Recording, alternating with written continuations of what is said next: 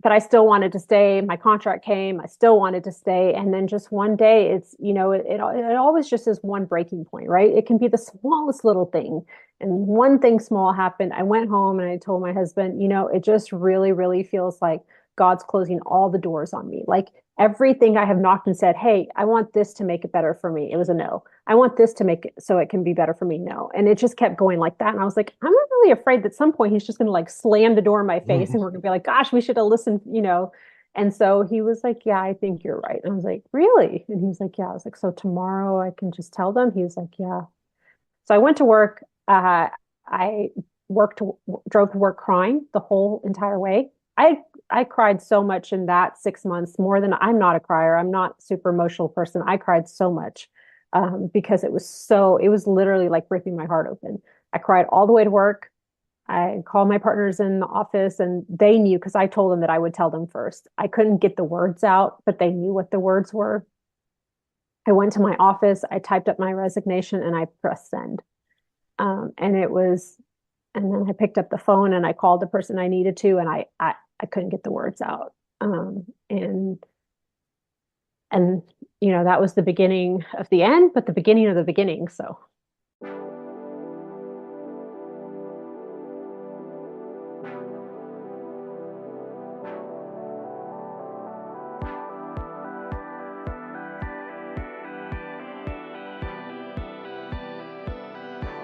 Hello, everyone, and welcome to the Truth to Heals podcast. I'm your host, Ryan Anthony Hernandez, and today we have a special guest coming all the way from beautiful Houston.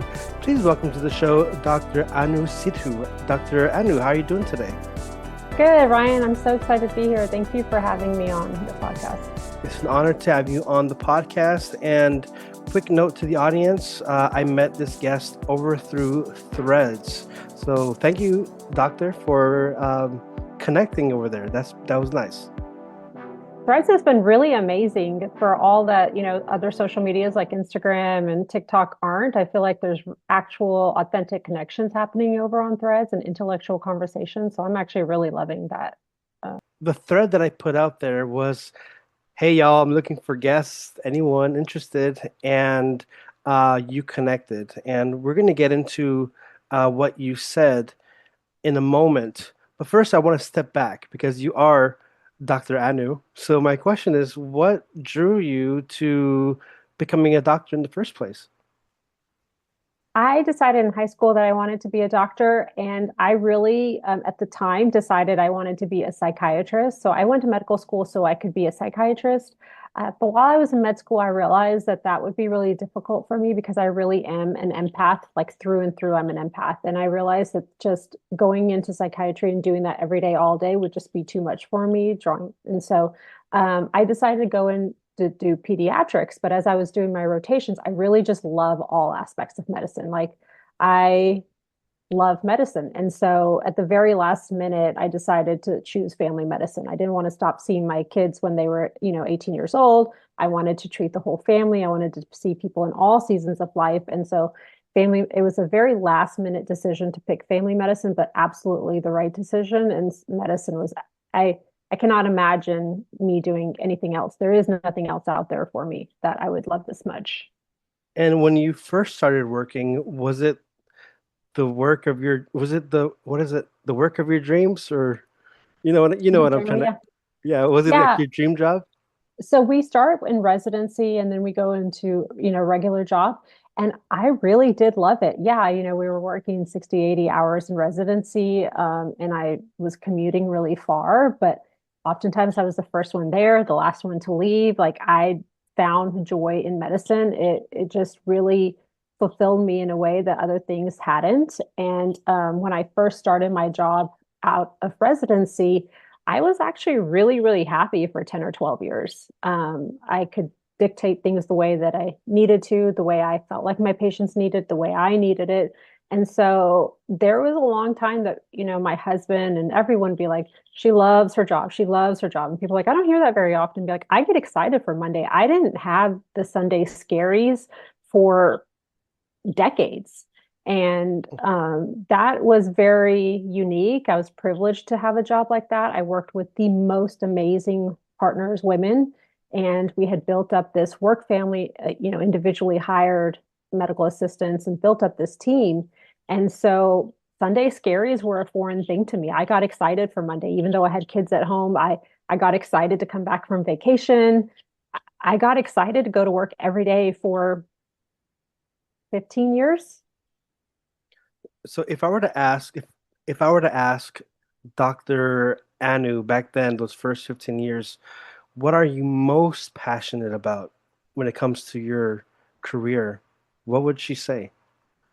So I teach medical students, and on the very first day that I was teaching this group back in August, I was saying this and I was saying that, and one of them raised their hand and said, "Dr. Sidhu, is there something that you're not passionate about?" Because that's how I approach medicine, and I was like, ortho. I was like, I don't like joint surgeries, and so I know it's odd. I know it's a unicorn for someone to love their job so much and love their career so much, even 20 years in, but that's just how I feel. And so I love seeing patients. I love connecting with patients. I love when I get a hard case and the wheels, in my brain have to turn. I love seeing patients get better. I just love it. So it sounds, I know, and I'm just so glad that I'm back at this space where I can talk about medicine with this much passion again. So right now, from the timeline, we're hearing that at this point of the story, you're just in love with your career, with your life, and with what you're doing. There's purpose in it. But you did connect with me over on Threads, and there was something that you wrote which stands out, and it wasn't burnout, but there was moral injury. Can you tell us about that? Yeah, so I started going through a phase where just something wasn't right. And I I had some health stuff, I was having kids, I had young kids, and just work started feeling stressful. And I started feeling the onset of those Sunday scaries. And everyone kept telling me that it was burnout. But burnout implies that the fire is going out. But inside, I was feeling like the fire was getting brighter and brighter, and I was getting more passionate than less passionate. And so something just didn't seem right. And so I sat on the burnout committee. I did all the stuff they told me to, the yoga, the meditation. I took the vacations. And now suddenly, when I got back from vacation, I wasn't excited anymore. I was just overwhelmed. I was frustrated. I was disheartened. And everyone said it was burnout. So I used the term very loosely, like I'm burned out, or, I'm experiencing burnout. I'm going to do something for burnout. I'm going to be on the burnout committee. These are my solutions for burnout. But just it wasn't getting better. And it wasn't until months later after I quit my job that I learned the actual correct diagnosis for me was moral injury. So how does one, I mean, since you've experienced this path and there's so many people out there who are working their jobs or careers and they're wondering, asking themselves, or those who are listening, am I experiencing burnout or is this moral injury? So my question for you is, how are you able to distinguish the difference? Are there any signs? I think that's a really good question because when I talk to people, whether it's in medicine, teachers are big ones that are experiencing it. I mean, even journalists, there's across many, many fields, people are experiencing it. And so it's not just unique to physicians anymore. So I actually printed out a definition because it's really important to understand the way I see it is if you have the wrong diagnosis, you can't apply the correct treatment. So treating burnout when it's moral injury is like treating your diabetes with a blood pressure pill. That's great. You're going to protect the kidneys, but you're going to still die of diabetes. And so you have to have the correct diagnosis if you want to get better. So the definition of moral injury is psychological, social, and spiritual harm that results from perpetrating, failing to prevent, or witnessing acts that transgress one's deeply held moral beliefs and values. It is a severe stress reaction that can produce profound feelings of guilt, shame, and anger. It's not formally a mental health diagnosis, though it is associated with some conditions like PTSD. So, like, what is moral injury? It occurs when a person is involved or witnesses events that violates their morals, values, and ethical code. Emotions are deeply wounded. Pain is not expressed because oftentimes they don't have the language for it. It's not worked through and it's not healed. and results in long-term behavioral, psychological, or spiritual suffering. So, like as physicians, we take an oath to do no harm. We go to med school because we want to help people.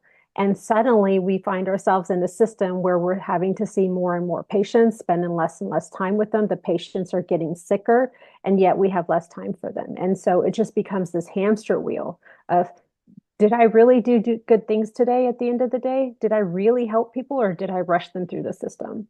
Did they feel heard? Did they leave my office more frustrated than when they came in? And did I miss something because I was going so fast?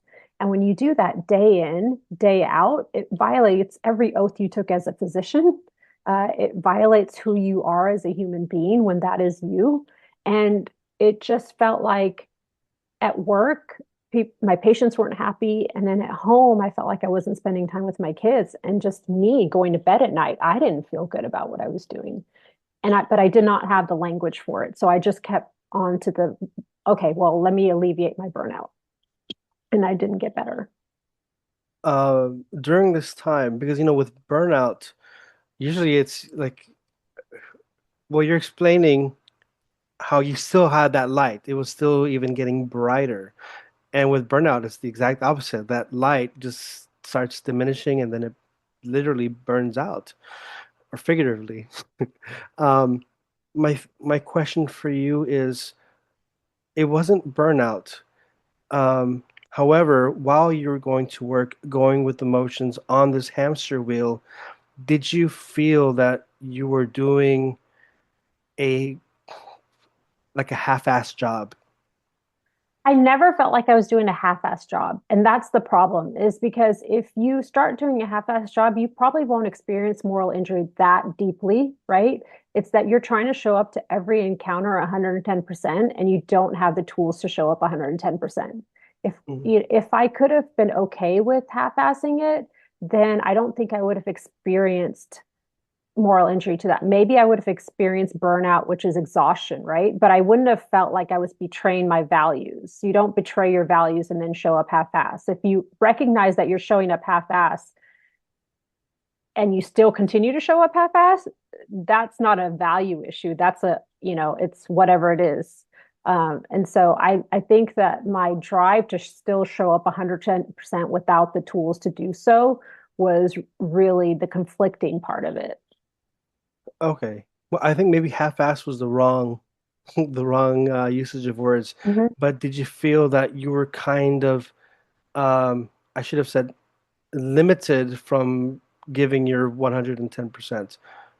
It felt very much like one hand is tied behind my back, right? That's yeah. Yeah. So the facilities of my brain are working great, right? I've taken the vacation, so I'm not physically exhausted, really, right? I'm not, I might be mentally exhausted, but my facilities, my knowledge, I'm still reading, I'm still expanding my knowledge. And I'm working over here with one hand, but one hand is tied behind my back because I don't have the time to get patients in as quickly as they need. I have to, I have 8 minutes with them. I don't get back to them as quickly as I want. And so that was that personalized service that I like to present to patients, the personalized treatment plans, those long conversations to get to know patients, to make them feel heard. That's what sort of was being cut off.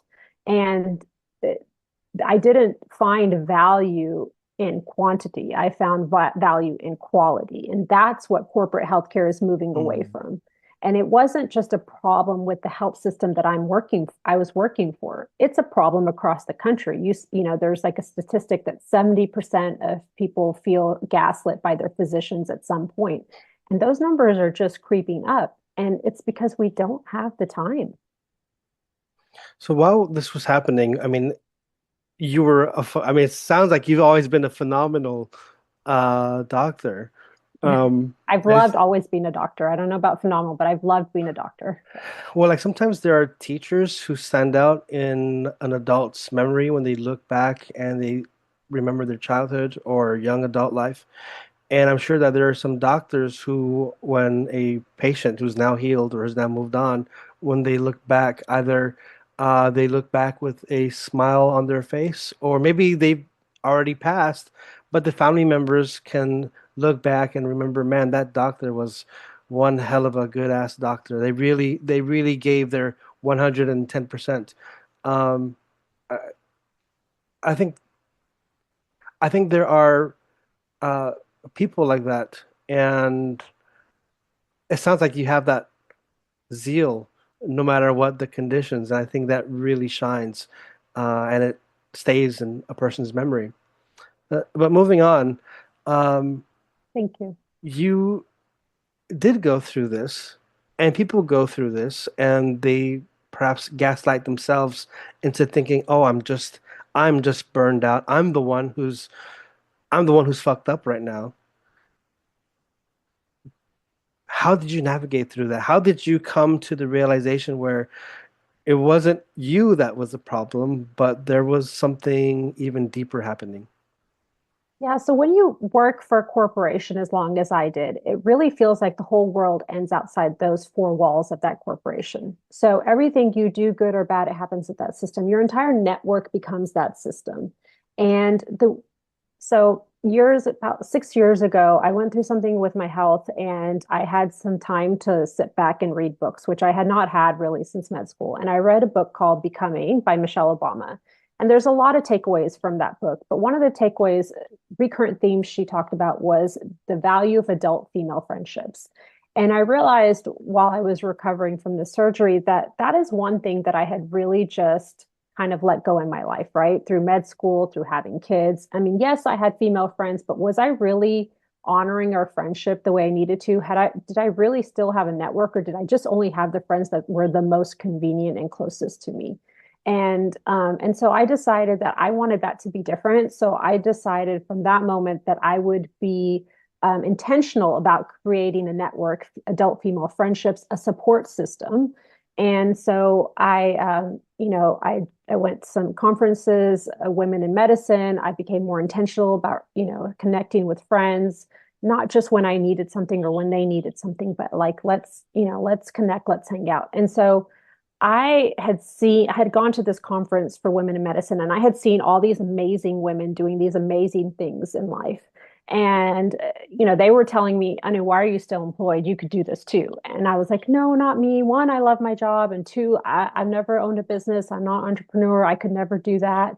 And so, but I was being told one thing. And so then I come back to work and I'm being told I'm inefficient, I'm not working hard enough and all this. And I'm like, okay, well, let me try harder. Let me try harder. And I had this emotional connection to my work team. And I had emotional connection to my patients. And I had massive fear of being out on my own. So I had sort of two things going on at the same time in my ear. And I think, you get to a point where you're asked to do things that you're like, I'm going to do this. I'm going to sign on the dotted line, but I'm saying it out loud that this is, I'm not okay with it, but I don't have a choice. And so what happened was one of those events happened and I went to this conference and I was driving home and I thought, gosh, there has to be something in that conference someone said that is going to be the solution to my answer because I can't keep going this way. And, I realized that other than being the mother of my children, being a family doctor is what I was born to do. And it's going to be a real shame if someone takes that from me. It was God given to me. Not everyone gets to be a doctor, even if they want to be a doctor, right? I was put on a path. My parents made sacrifices. I made sacrifices. And then there was some luck. And then there was some divine intervention. That's a lot to just give up because of a corporation or a healthcare system. And so I decided on the way back from that conference that I wouldn't negotiate out of fear. And that meant that I would start exploring my options so that when contract renewal came around, I wasn't signing on the dotted line just out of fear. And so I spent the summer investigating and evaluating, and that's how I found direct care. And that's how I found my way out. Was it terrifying thinking of a life outside of your corporate job? It was excruciatingly terrifying.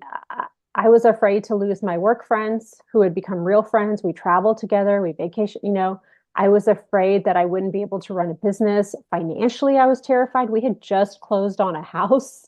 Hmm. I was afraid that the model that I was pursuing, I couldn't do, like imposter syndrome. It was terrifying. And some days it's still terrifying. Running your own business is always going to be terrifying. But at the end of the day, I think that I was so afraid that I was going to miss something with the patient. I was so afraid that something would happen that would really just harm somebody else. And also I had a freshman in high school and I was spending less and less time at home. And I thought, if I sign a 3-year contract, I'm going to miss her last years at home. So if I don't sign this contract, I get to spend 3 years with her and hopefully a business of my own that I'm proud of, or I just get to spend 3 years with her. And so, the system was talking a lot about how they're going to make burnout better. And I thought at this time when I left, I did not know the term moral injury. I learned that actually about 6 months after I left. And so I was like, you know what? I think my child's more important. I think my integrity with my patients is more important. And I'm just gonna jump. I'm gonna like jump. I don't know if it's head first, feet first, but I'm jumping. And on November 7th of 2024, I turned in my resignation. Okay, I wanted to pause right there because I wanted to go back briefly and go back to the beginning of your career, or maybe at least the first decade, um, because there was so much there's joy from what I'm hearing in your job and in life, and when everything was like, boom, you're on cloud nine. Um, During that time, when you were with a patient, was it, I mean, was there a time limit or like did you have more time for connection compared to later on in your career in on the corporate job?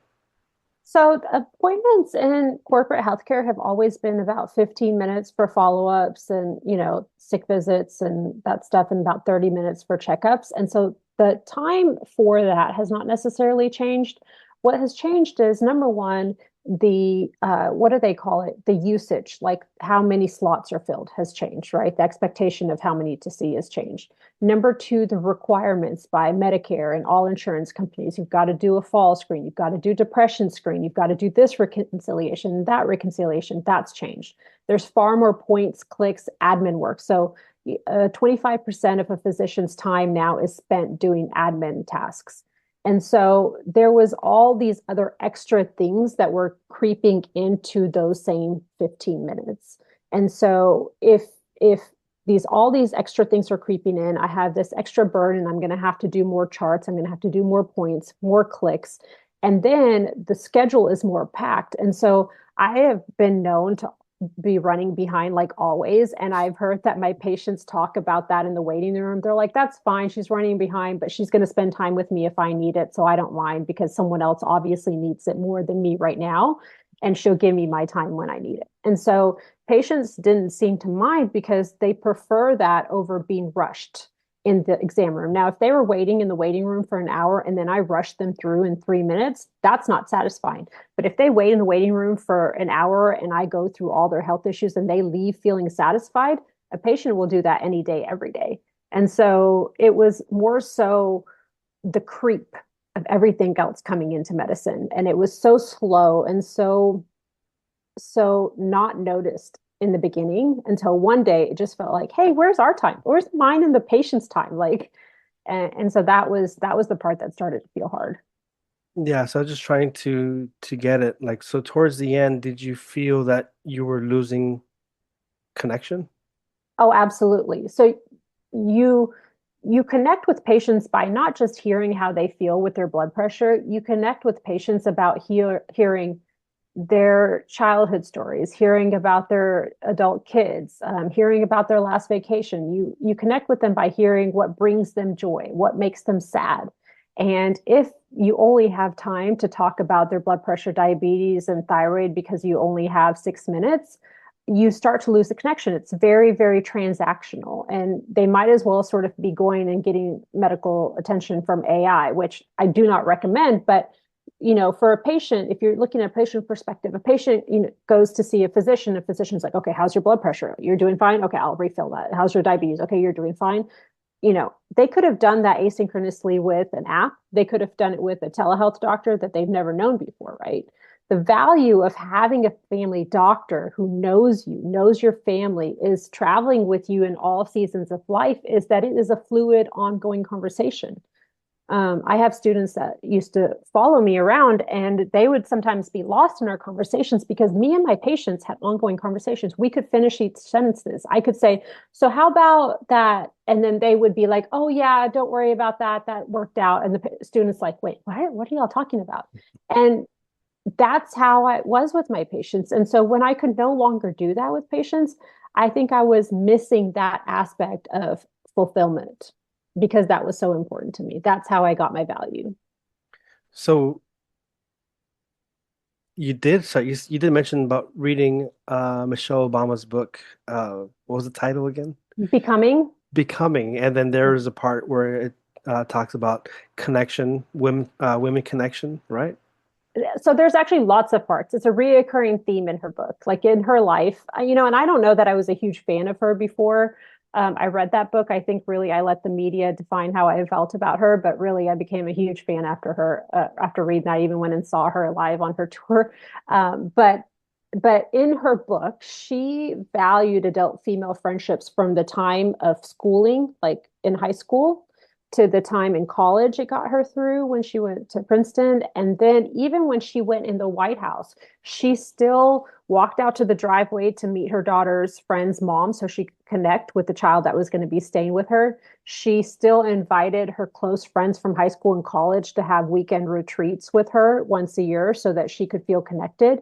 And I had never really thought about that, right? I had my husband, I had my kids, I had my work friends, but was I really connecting? Like adult female friendship that, we're in the same phase of life. I get you, you get me. Here's how I've gotten through this. And, seeing a, a female friend, like an adult female friend, they see you for who you are, not for what you're doing, not for what.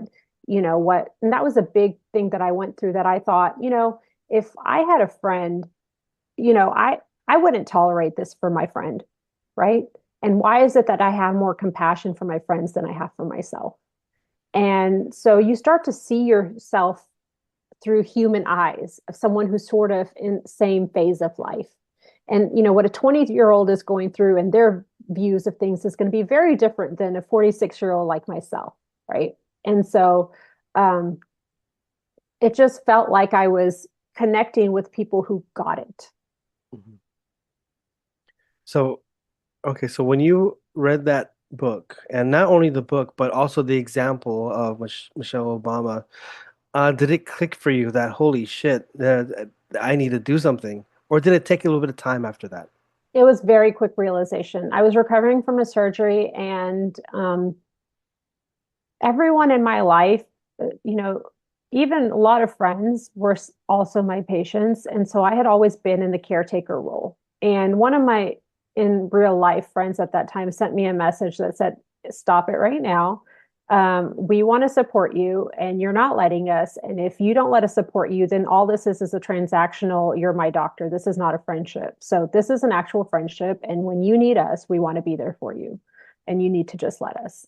Because I had always been the oldest of four of an immigrant family. Now I was a mom and I was a doctor. So in every role I played, I was always the caretaker. And so I felt like I really needed to make connections that weren't dependent on my skills. While I had people in real life reminding me that they valued me for any, things other than that I was a doctor, I still needed that outside, someone who wasn't invested in my family, who wasn't a family friend through my husband, who wasn't, my kid's friend's mom and thinking it's going to get back to my kid. Like I just needed an outside, a bigger, wider circle other than the system I'm working for, the family that I have. Different points of view, different conversations, different ways of living, different ways of working. And that keeps you alive, right? Yeah, Um, yeah, I see the Otherwise, it light. just, I yeah, see the light getting brighter as you're talking about this. yeah, yeah. Otherwise, your life gets more and more narrow. And when they look at centurions, right, 90-year-olds, the one thing that they have is that they have a social life. That's the thing that they have in common, that they wake up every morning looking forward to something. And social connections is a massive part of lifestyle medicine, of good health, longevity. And so while I had a social life, I think I was making it smaller and smaller. Awesome. So now I wanted to get into the the next part of your timeline, because from where we ended off, you were saying that you didn't want to sign on that dotted line until you did your investigation and you did some investigating. So what happened? What happened next? So I spent that summer, I decided that at work, I was just going to put my head down and do it their way because this thing of hearing, like, if you, Dr. Sidhu, if you would just do it our way, everything would be okay. I'm like, okay, well, maybe I am the problem. I think Morgan Wallen's song, I Am the Problem, was out around that time. So I was like, maybe I am the problem. And if I walk away, I want to know that I tried everything. I don't, this is too valuable to me to walk away without truly, truly making sure that it's no longer for me. And so at work, I put my head down. I did everything that they asked me to do. And then at home, I started, reaching out and saying, okay, that person was talking about this. And I came across direct care, and someone told me in direct care that if you want to know about direct care, first of all, read these books about it, and then just talk to direct care doctors in your area and around the country, and they'll talk to you. And I was like, that's crazy. No doctor's going to give me an hour of their time. I barely have an hour of my time. So I called their bluff and I started calling direct care doctors. And lo and behold, they gave me their time. And I was like, okay, what is their job that they have time to give a random doctor an hour of their time? Because I certainly couldn't do that, right? I want that. But more so, it started to sort of fill those gaps of what I felt like I was missing: more time with each patient, a smaller panel size, more connection, more availability on my part, and someone not telling me how to do it. And so the summer passed, and by the end of the summer, two things happened. I was more miserable at work than I ever had been, which I didn't think was possible. And I saw this light. But I really still wanted to stay because of the emotional connections. Why do you stay in a bad situation? Because it's when something is toxic, it's really, really good and it's really, really bad. But you stay longer than you need to because of that really, really good. That those sometimes those really good moments overshadow those bad moments, right? But things are not supposed to be toxic. Things that are Yeah. healthy for us, we don't want toxic substances in our body, right? Broccoli isn't toxic. Uh, Fiber isn't toxic, right? And um, so I, so, but I still wanted to stay. My contract came. I still wanted to stay, and then just one day, it always just is one breaking point, right? It can be the smallest little thing, and one thing small happened. I went home and I told my husband, it just really, really feels like God's closing all the doors on me. Like everything I have knocked and said, hey, I want this to make it better for me. It was a no. I want this to make it so it can be better for me. No. And it just kept going like that. And I was like, I'm not really afraid that at some point he's just going to like slam the door in my face and we're going to be like, gosh, we should have listened. And so he was like, yeah, I think you're right. And I was like, really? And he was like, yeah. I was like, so tomorrow I can just tell them? He was like, yeah. So I went to work. I worked, drove to work crying the whole entire way. I cried so much in that 6 months, more than I'm not a crier. I'm not a super emotional person. I cried so much because it was literally like ripping my heart open. I cried all the way to work. I called my partners in the office and they knew because I told them that I would tell them first. I couldn't get the words out, but they knew what the words were. I went to my office, I typed up my resignation and I pressed send. And it was, and then I picked up the phone and I called the person I needed to, and I couldn't get the words out. And that was the beginning of the end, but the beginning of the beginning. So When you spoke to your husband and he said those golden words, yeah, I think you're right. Were you kind of expecting him to say, no, you're wrong? yes, because he had seen me love this job. Like he had told me to leave years ago. Like go start your own thing with your friends. You can do this. There's all these people doing this thing. I'm not going to leave. Like he would tell people, don't even try to talk to her about leaving. She's never leaving that place. And now kind of didn't know if it was a whim, right? Didn't know like if this was, he didn't have the verbiage for moral injury either, right? So to him, he's also still thinking burnout. And also, we had just bought a house. Also, we have a kid that's about to start driving, like all these things. So it was like, can you just stay maybe for another year? And like we can figure all this out. And I was like, well, if I sign the contract, I'm locked in for 3 years. And I don't even think I can do it for another day. I did stay for 5 more months after my resignation to close out my panel, but I was like, I don't think so. I don't think I can. And I don't think I want to. And so I think he was very shocked when I said I did it the next day. I don't think he thought I would actually do it. And I think that was very terrifying. I spoke to one of my other colleagues who actually quit also after me, and they live in my neighborhood, and her and her husband were walking, and she was like, he was terrified, and I was like, yeah, you and my husband need to sit and have a conversation because same. But she's a really good doctor too, and I think she was being driven by the same thing. Like I want to be a doctor, but not like this. What was what was more terrifying? Was it finishing the last chapter at your last job at the corporate place, or was it starting a new chapter when you started your practice? I think initially when I turned in my resignation, that was that was peak fear, uh, the day I turned it in, like I can't take this action back. It's not even just take the action of the resignation back. I probably could have actually done that. It was I can't take back breaking the hearts. I can't take back fracturing these relationships who are then going to have to choose whether they want to be with me on this journey or not. And those were really, really crucial relationships in my life. But the very last day of my work, which was actually March 31st, it was very lonely. No one could be with me on this journey. I had to do it myself while my husband was being supportive. And, I had made all these promises to all these people that I was going to do all these amazing things in the next chapter, and no one could do them for me. And so it was very lonely. Had I overpromised, can I really do this on my own? Imposter syndrome.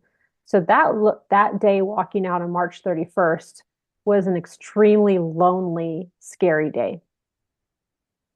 But here you are. You have Mhm. started your own practice. Can you tell us a bit about it? Yeah, so I decided to go with the direct care model. So the direct care model is a membership model where we charge one flat monthly fee to patients. So we don't take their insurance. They can have insurance. Most of our patients are uninsured or underinsured, meaning they have massive deductibles and they never reach it anyways. And that covers all their office visits, their phone calls, their texts, their emails.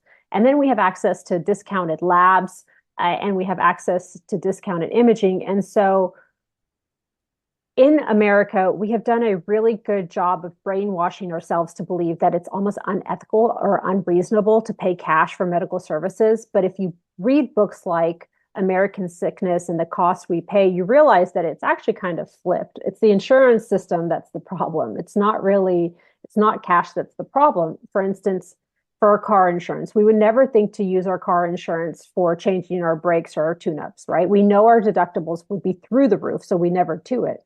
But we want to use our health insurance for every little thing, and then the deductible's high, not because the insurance company is not going to take less of a profit. They're going to just charge it back to us. And so I started to feel really good about doing the cash business. And so it's really nice. Instead of having a panel of expected panel of 3,000 in the healthcare system, maximum panel I'm going to have here is 500 patients. So do you want to be one of 500 or do you want to be one of 3,000? Do you want your doctor to spend 30 minutes in an hour with you, or do you want your doctor to spend 3 to 15 minutes with you? Do you want to be able to call and text your doctor on the weekends to say, hey, I'm starting to get a fever. What can I do? Or do you want to go sit in urgent care? And so it really solved that. What am I doing? Why am I doing it? Am I really making an impact? So earlier, you were mentioning how in that previous workplace, it was working with one hand and the other hand tied behind your back. How much of a difference has it made on you now that you're able to work with both hands? It's just a night and day difference. Like uh, on the very first day that I worked, I saw three patients. On my third patient, and these were all patients who had followed me. And I realized in the morning that patients were talking really fast. And I was like, gosh, it's like pressured speech. And so by the third patient, I was like, you can slow down. We have an hour. And they're like, oh, okay. I'm like, is this how you used to talk like in the old place? And they're like, well, yeah, because we know your time is short. And I'm like, and because I was no longer speaking at that cadence, I could hear the oddity of it. And so when a patient feels good, walks out feeling happy, walks out feeling so glad they made this decision, when they say that it was, that for the first time they're not nervous to come to the doctor, or that they were actually excited. I've had a few patients tell me they're actually excited to come to their appointments. It feels like, okay, I'm at the right place. I made the right decision. It feels really reassuring. It really sounds like you're really building connections with each and every one of your patients. Have they commented on this change? Absolutely. So, first of all, at least once a week, someone tells me I look happier. Patients who knew me then are like, there you are, you're back, because they saw me slip away. They were watching me over. Some of them were like, when I told them I'm leaving, they're like, oh, thank goodness. Because I don't know what's happening to you over here, but you are like, you are checked out, and that's a terrible feeling. But yes, people have noticed, my patients have noticed, and it's not all roses, right? Owning your business is never going to be, medicine is never going to be all roses. Healthcare is never going to be all roses. Just life is not, right? And so it's imperfect, but it's my imperfect. And I'm the only one who, I can control it. If I get to decide what I want to put value on. And my patients get to decide what they want to put value on. Do they want to spend this visit talking about their physical? I had a patient come bring her daughter in yesterday, and she has an appointment for herself scheduled next week. And that's not fun to come one day and then come another day, right? And I was like, do you just want to do your visit right now too, since, I have time so you don't have to come back next week? She's like, if we can, right? Or, I have a patient who brings in his son who's got a cough and cold, and I examine the kid, and then the dad's like, I just started coming down with it. In my old life, I would have been like, well, I don't have any appointments. You have to go to the appointment desk, get and come back. I was like, just hop on the table. Let me just add you to let's just take a listen to you so you don't have to come back. Like that is incredibly satisfying. And for the patient to leave and say, okay, I made a good decision about my health.